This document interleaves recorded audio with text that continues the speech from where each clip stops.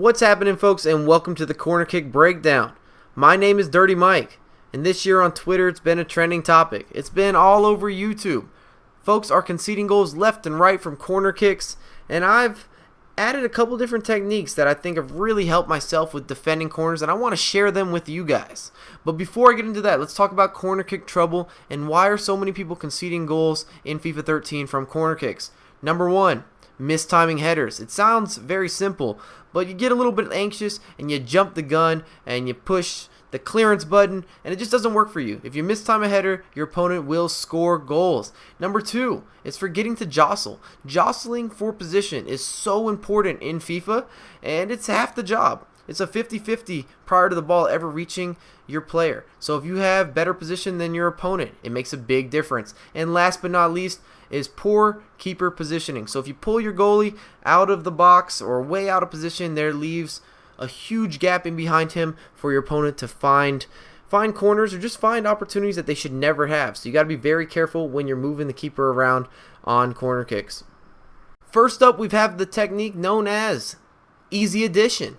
So you're going to take the near post man and you're going to run him directly inside the box. And what this does is you're able to add another man into the mix, which is always a good look when defending corner kicks because there is a random factor when defending corners. Sometimes the ball bounces around, and it's always better if you have an extra player inside the box. And as you can see from these clips, that man that I actually bring into the box gets on the end of these crosses and stops the entire corner kick on his own.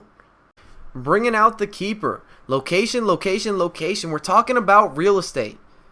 Where can your keeper go and where shouldn't he go? So in the first little chart, little graph we got here, we've got the safe zones. The first thing you're going to notice is the keeper does not travel very far. He stays in that penalty box. Sometimes he can go just outside the penalty box in order to make clearances and the risky areas, things that you need to pay attention to. The big time risky areas, in my opinion, that I see a lot of people making mistakes, as well as myself. I'm not perfect. This has taken me quite a while to figure out this chart and how to make this a systematic approach, is if you go too far near post or too far post with your goalkeeper, you bring him out, it creates an angle that your opponent normally wouldn't have, and you always get punished. It really is not a satisfying feeling when you concede goals, when you know you made the mistake to concede that goal, that your opponent would never have had the opportunity to score from those angles, but you pulled the keeper out of position and boom, an angle was created for your opponent. And I'm just showing you guys a bunch of examples here of when you should pull your keeper and what areas does your keeper need to make a play on the ball. Ideally, you don't want to touch them at all, but sometimes it has to happen. You got to have your goalkeeper on point, ready to protect your house, and if you're lucky, sometimes you can start a counterattack. Staying home and not getting fooled by corner kicks. This can be one of the more difficult situations when you're defending corners in FIFA 13 because so many players are able to whip in the ball with a lot of pace, a lot of speed, a lot of spin, and it's easy to misjudge whether or not the ball is going to land in a safe area for your keeper or a risky spot. And when you're left guessing, oh boy, good things can happen and bad things can happen. And something that I want to note is if you have some of the bigger goalkeepers that have a lot of experience, such as Buffon or Peter Cech, both those guys can cover a little bit more area when you're defending corners, but don't get too crazy with it.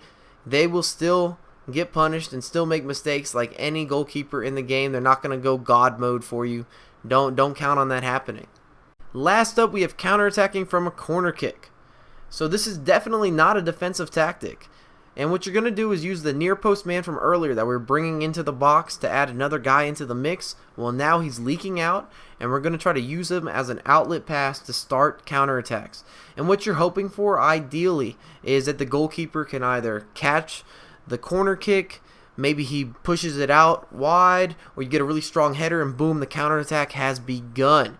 And the reason that I like using this tactic is some people have very predictable corners and they go to the exact same corner kick over and over again.